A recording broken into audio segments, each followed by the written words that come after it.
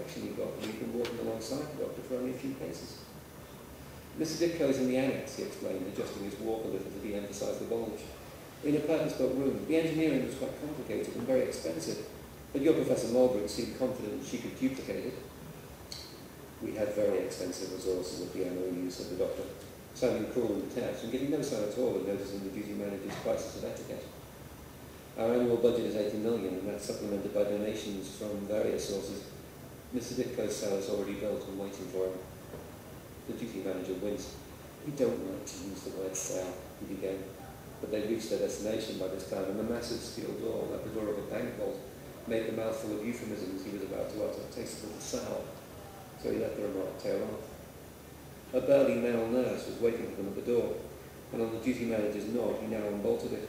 3 large bolts, at top, midpoint and bottom, and a formidable-looking mortise lock, another recent addition, of which one of the 2 orderlies, and of the pilot and his colleague, stared with undisguised fascination.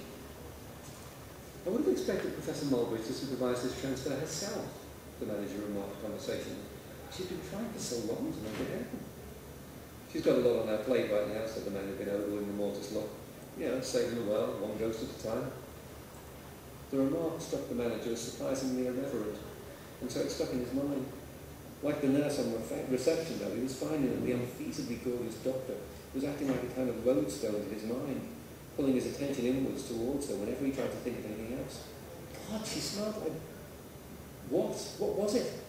Whatever it was, he wanted to eat the smell in shovel handfuls. The door swung open, revealing a room that was basically a featureless cube without furniture or ornament. A sourceless white radiance, harsh and even, filled it. The walls, ceiling and floor were also white. In the centre of the room, the only thing it held, was a steel frame, about 7 feet high, about 4 feet wide. It was just a rectangle of steel, 2 uprights joined by 2 horizontal struts, to the bottom of which 3 sets of rubber-rimmed wheels had been fitted on cross axles, which had been set very wide to give the whole structure some much-needed stability. Around the inside edges of the frame there were 20 or more steel loops, to which thick elasticated cables had been attached. A man hung in the centre of the frame, dressed in an all-over-body straitjacket, to which the free ends of the cables had been fitted. The overall impression was of a fly in a spider web. The man in the frame thrashed and squirmed, but his movements were absorbed by the cables, so that he never moved more than an inch or so in any direction. And his movements were sluggish and uncoordinated in any case. He seemed to have been drugged. His eyes were unnaturally wide, the over-enlarged pupils filling them to the point where no whites showed. His mouth was slack, and a little gluey liquid had collected at the corners. OPG, said the manager, as if any confirmation of that was needed. 30 micrograms intramuscular. If you need anything to take with you, we've got some doses made up already, and it's not likely that we'll need them anymore once Ditko is... We're good, said the man who'd spoken before. Thanks. We've got our own ways of calming Mr. Ditko down. The manager shrugged. Fair enough. Now, this thing is heavy. We've got it, said the doctor, stepping into the cell. She turned the frame around one-handed, a feat which made the manager's eyes widen because he knew exactly how much it weighed. The man hanging in the frame twisted his head around to look at her. He said something that the manager couldn't make out. It sounded like a single word, possibly a name, but it had a great many syllables, and it certainly wasn't Powell. Asmodeus, the woman answered, giving her head in acknowledgement. It's been a long time. The man's head sagged.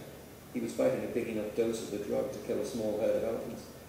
OPG was a neurotoxin, cleared for clinical use only in a very narrow range of situations. This patient, Raphael Ditko, was explicitly one of them.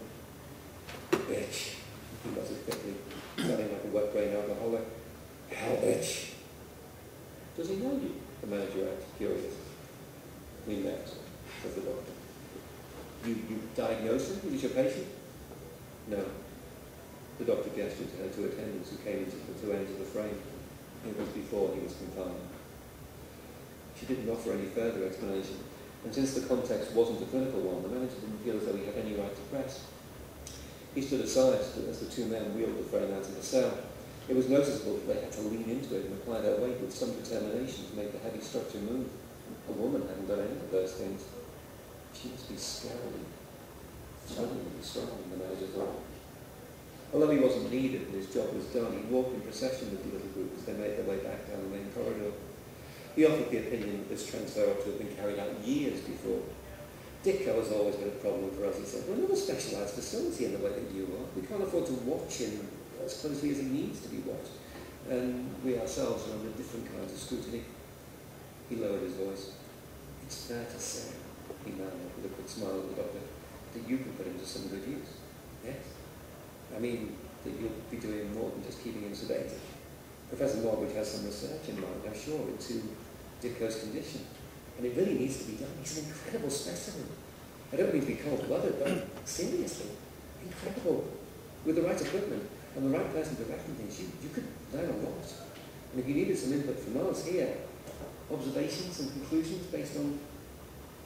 He faltered into silence as the doctor turned to face him, raising a hand to stop her two attendants in their tracks. She stared at him, and her bottomless black eyes seemed to pull him in closer to her, as though she had her own personal gravity field. Thank you, she said. That's very good of you. I'll be sure to call on you at some point. Soon. I'll come soon, and we'll work together. Just you and me, intensely. She turned her back on him and walked away, the two men resuming their efforts and pushing the steel frame after her. The duty manager remained rooted to the spot, staring after them. He no longer had an erection. Dr. Powell had brought him to climax, her voice. The doctor gave the nurse at the reception desk a civil nod as they left, and the nurse, as she buzzed them out, responded with a smile, feeling the warmth of the doctor's attention sweep over her like an intimate caress. She continued to watch them as they lowered the rear ramp of the van, loaded the steel frame onto it and raised it up again. These operations took perhaps 3 minutes, during which time the duty manager limped Castor into the gents' washroom and did not emerge again. The van pulled away, and the driveway was empty and quiet, for perhaps a further minute or two. Then another van, dark blue this time, drove up and stopped. A sleek black car rode before it, and another behind it. A large delegation emerged from the three vehicles, assembling itself behind an imposing, grey-haired woman in her early 50s, dressed in a three-quarter-length dark blue coat, in an antiquated and somehow faintly reassuring style. Her face bore an expression of calm and benevolence, which contrasted with the hatchet-faced mien of the big black-suited men who flanked her. The nurse buzzed them in, but she was